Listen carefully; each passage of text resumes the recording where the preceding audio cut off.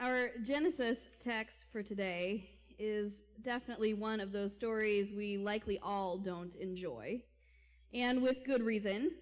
It brings up a lot of ethical and moral and theological dilemmas. What is the point of sacrifice? We started our Bible study with this week. What is the goal of substitutionary sacrifice? Why did God ask Abraham to perform such an abhorrent task? What might this task suggest to us about animal rights, God's relationship to animals? Could this story be considered justification for the abusive treatment of children, especially by their parents? There is so much to tackle here that I will just start by saying I'm not going to even try to get through all of it. But one of the core messages here is obedience. And so we must ask, obedience to what and to whom? People can justify cruelty to others in the name of God. Religion is used or misused to justify abuse and exploitation when people claim that God directed them to act that way. And this story is one of the reasons it can be so easily used. Even when taken contextually for a time in which bodily sacrifice was common and expected, there is no clear understanding how this sacrifice is an expression of the covenant of lineage that Abraham has been promised multiple times. As Puerto Rican theologian Pablo Jimenez has noted, today our society sacrifices people in different ways. The most dangerous false god that threatens our world today is the market, which is the driving force behind many personal, corporate, and political decisions. In the name of economic security and prosperity, nations plant one crop to the exclusion of others, ceasing crop rotation, and exhaust the soil of its nutrients. People are summarily hired and fired according to profit margins with little thought of the human and social value of their labor. Health care is often denied to those who need it most. Sacrificing people is seen as part of the social cost of keeping the economy afloat. Genesis 22 reminds us that human sacrifice on any altar is simply wrong. And for that, I give thanks. So if one of the many aims of this text is to teach Abraham and his descendants that the God of Israel does not approve of or need or accept human sacrifice, we must hear it in that way so that we can listen for who Abraham is listening to what he responds. Here I am. Abraham repeats this phrase 3 times in this short scene. Here I am, he says to God, and only that.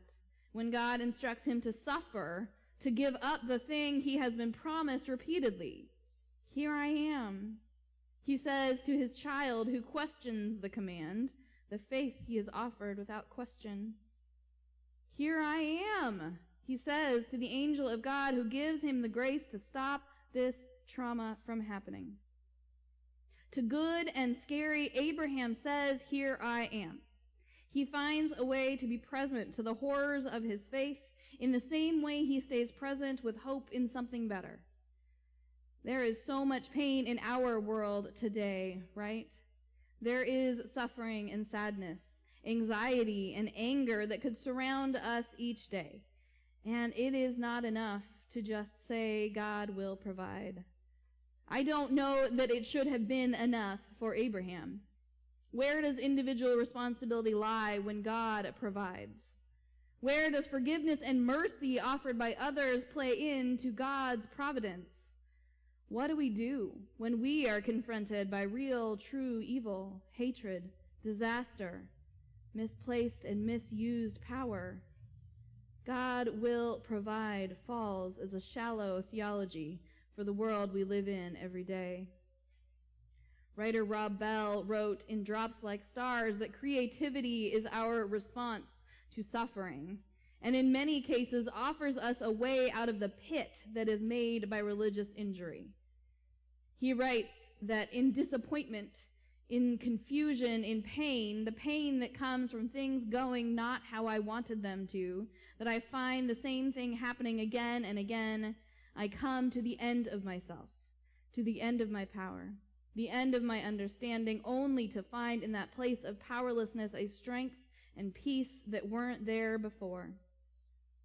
In the messy and unglorious muck of suffering that we are able to fully claim our powerlessness over things that we cannot control, and scream, cry, respond in any way possible.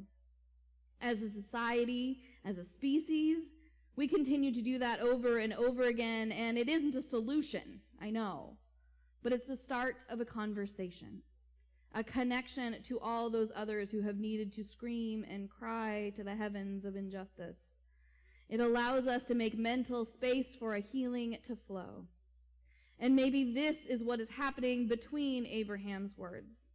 What happens between each statement of "here I am" as time passes. Maybe this was the interior conversation in and through. "Here I am" to a God is followed by a monologue of tears and what ifs.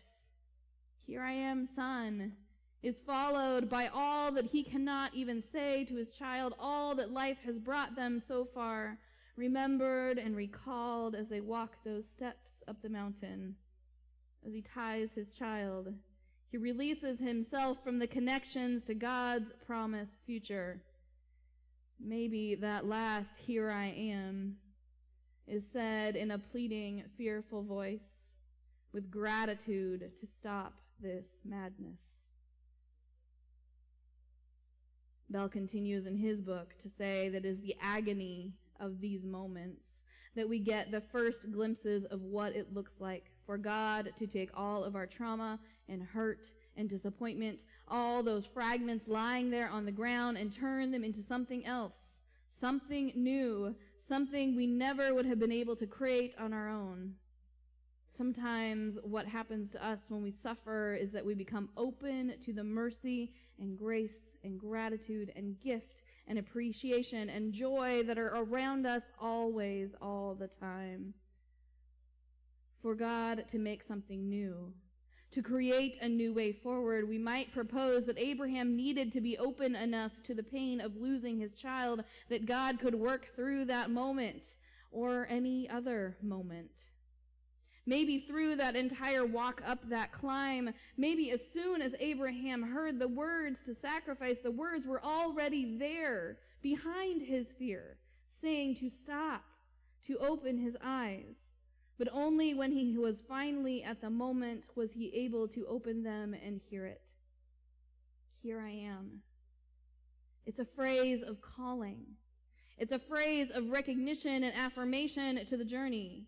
"Here I am" is a statement of welcome, but it isn't yet meeting the world where it is and entering the outward phase of that call. "Here I am" is a prequel to the real story where we meet God in the world, in the needs of our neighbors, our friends, our family. As I mentioned already, this weekend is General Synod for the UCC, to talk about the business of the church, to move the world forward, to call for an end to suffering, to make our own statements as a denomination that here we are, and there will be newness on the way, ready to deal with the muck and the slog, looking for the voice that calls us to do better, to seek a way forward that decreases pain and offers goodness to those next to us. And in preparation for this, the UCC has given us resources so that those of us not in Indianapolis would have the opportunity to participate in that message of the week. Table setting and the water ritual, the prayers and the commentary on Matthew. All of these are meant to connect us to the work of the denomination as they join in conversation on the digital divide in rural areas, reparations for Native Hawaiians and African Americans, studying and doing the work of calling out our church's own injustice in the Indian boarding schools and the boarding schools in Hawaii. Advocacy for intersectional and transformational healing and harm reduction. These are among the topics with resolutions being discussed these days. They connect us to Abraham's willingness to go the distance, even when the way is scary. And they connect us to this statement of Jesus in Matthew, this welcome he offers repeatedly. This is the work of church. Reverend Dr. Cheryl Lindsay wrote the following General Synod sermon for us on that welcome, which also brings up that which is not welcome, that which is painful and separating. She writes, divisiveness is a response, a choice that makes a neighbor into an enemy simply because we are not uniform in identity, expression, or thought. Welcome is the opposite. In these 3 verses, Jesus uses that word 6 times. It's an active verb that speaks of hospitality and service. To welcome means to prioritize the comfort of the other over one's own. Continues on to tell a story, saying, I grew up in a small 2-family home. My parents, sister, and I lived on the 2nd floor. We had 2 bedrooms, 1 bath, living room, dining room, and kitchen. In those 6 rooms, plus 2 porches, we lived our lives as a family. When relatives came to visit, my parents would give them their bedroom and sleep on the recliners in our living room. Now they're comfortable watching television or spending an evening in conversation. Sleeping in them all night, however, would leave one stiff and a little achy in the morning. My parents never complained, and their demonstration of hospitality still informs my understanding of what welcome means. What if we treated the world that we encounter every day in the same way we treat a favored guest? As a member of the family whose comfort was as important as our own. Not, of course, referring to abusive situations where self-protection and accountability are the tangible ways in which we love our neighbor. Pursuit of our own comfort, she says, comes from hard and holy conversations. Preservation of our comfort maintains the siloed sanctuaries we find in so many of our faith communities. Prioritizing our comfort destroys our imagination and hope for a beloved future. We can choose welcome over comfort, and when we welcome the prophetic, we encourage ourselves. We imagine a present and future where the impossible is achieved, where the kingdom of God is complete and has come all around us, and where love and grace abide within us and through us. Welcome the prophetic in the sanctuary, online and on site. Welcome the prophetic in the public square. Welcome the prophetic in the voting booth and the absentee ballot. Welcome the prophetic in chance encounters. Welcome the prophetic at our borders and in our businesses. Welcome the prophetic when it confirms what you believe and when it challenges what you know. Welcome the prophetic with family and foe. Welcome the prophetic in your prayers and in your ways. Let God's kingdom come and God's will be done. Welcome the prophetic. When we look at the story of Abraham, at this possibility of sacrificing Isaac, we see how it welcomed a prophetic voice too, how it informed future stories, how Jesus would have known and responded to this, and how we respond to it. So we take note of how this vision of welcome as a favored guest, how our ability to welcome the prophetic, as Reverend Lindsay stems from an ability to remain present to pain, as Abraham would have, and also to seek for God's goodness throughout. Life in community is about sacrifice, not just for one person or one being. When we come together as a species, as a denomination, as a family, we are made whole by sacrificing our superiority and seeking the best way forward for all. The pain of prophecy and the balm of welcome are what we all can offer this place. Calling out injustice, ensuring the health and well-being of others. Abraham was called and responded from his pain, "Here I am."